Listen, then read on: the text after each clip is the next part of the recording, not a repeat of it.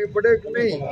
પેલો પ્રયોગ અમારી ઉપર કહેજો, તાજી હોય કે માજી, આપના હોય બાપના હોય કોંગ્રેસના, બધાય ચૂંટાયેલા પ્રતિનિધિઓ જેના મોઢામાં મગ ભરાઈ ગયા છે આ જગતના તાતને જીવાડવા, એના સંપૂર્ણ દેવા માફ થાય એવી આપણી જે લડાઈને ગામડે ગામડે લઈ જાવી, એમાં તમે સમર્થન આપશો કે નહીં?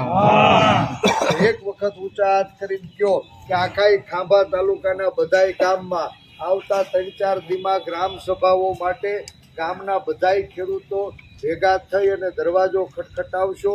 તાલુકા જિલ્લાના ચૂંટાયેલા પ્રતિનિધિઓ હોય, ધારાસભ્યો, સંસદ સભ્યો હોય, તાજી હોય કે અમારી જેવા માજી ચૂંટાયેલા પ્રતિનિધિઓ હોય, બધાય જાહેર જીવનના કાર્યકર્તાઓ જગતના તાતને જીવાડવા માટે એક મંચ ઉપર ભેગા થાય, રાજકીય આંચળા ઘરે ઉતારીને આવે. ને અમારા જિલ્લા કોંગ્રેસના પ્રમુખ પ્રતાપભાઈએ કીધું એમ, કોઈ પણ ચૂંટાયેલો પ્રતિનિધિ, કોઈ પણ ધારાસભ્ય, એમ કુમારભાઈ કાનાણીએ કીધું કે દેવા માફી કરવી જોઈએ. પ્રતાપભાઈ દુધાતે જાહેરમાં એને અભિનંદન આપ્યું.